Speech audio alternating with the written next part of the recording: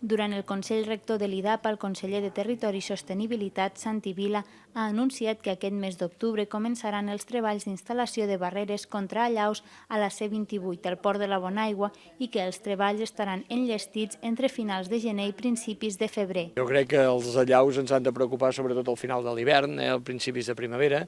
Per tant, si ara ens hi posem a treballar i es va per feina, doncs jo crec que aquestes barreres podran tenir el seu interès, sobretot, insisteixo, a partir de finals de gener, febrer, i quedaran definitivament ubicades. Els treballs compten amb un pressupost d'1.300.000 euros i volen evitar els continus talls de trànsit que pateix la via en èpoques hivernals.